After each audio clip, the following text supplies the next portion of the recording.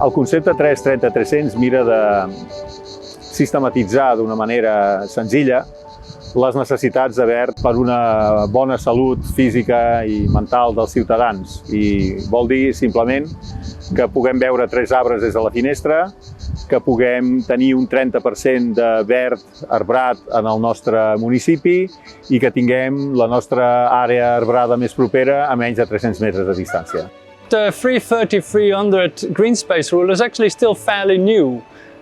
It was developed during the COVID period, the pandemic, when Professor Cecil Konijnendijk was living here in Barcelona. Originally he's from the Netherlands, he's an urban forester.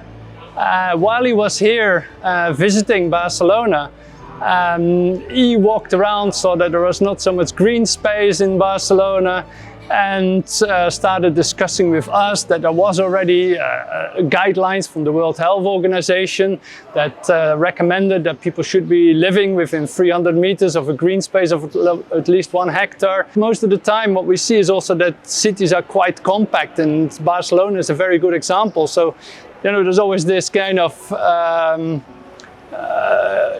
this competition for space. És un concepte molt nou que s'ha començat a aplicar, s'han aplicat en algunes ciutats de l'àrea metropolitana de Barcelona, Barcelona inclosa, i alguns altres municipis com Viladecans el comencen a aplicar. De moment encara estem en una fase molt inicial. We expect it to be that there are many benefits of the 330-300 rules, although not many studies have shown the benefits so far. We did a study here ourselves in Barcelona, where we looked to see how many people were actually meeting the 330-300 rule in the city of Barcelona.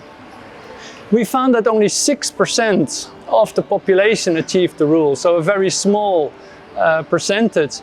But that those people that were meeting the rule had much better mental health indicators. I mean, they were making less visits to psychologists and psychiatrists. They were using less drugs for anxiety and depression and sleep problems. Green is essential for health, including mental health.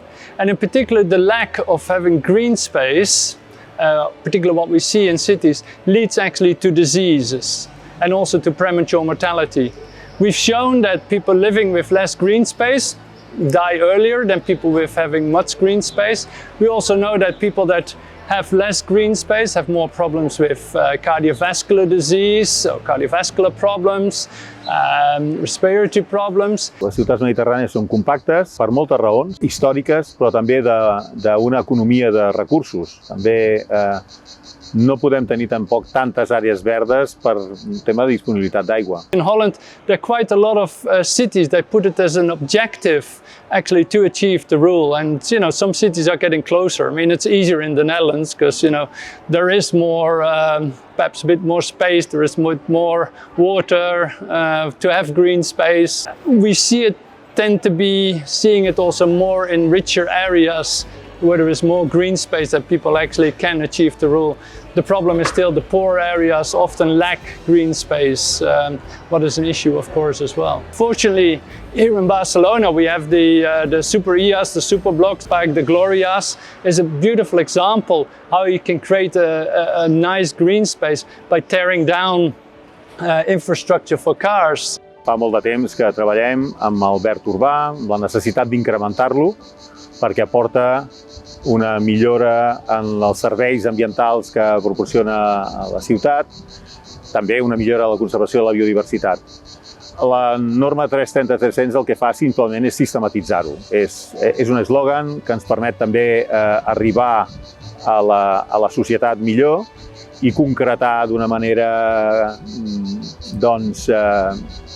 catchy aquestes necessitats de verd. Cada cop necessitem més aquests serveis ambientals en unes ciutats mediterrànies, en un Mediterrani cada cop més afectat pel canvi climàtic, en què les illes de calor de les ciutats estaran especialment afectades i amb una concentració creixent de persones a les ciutats.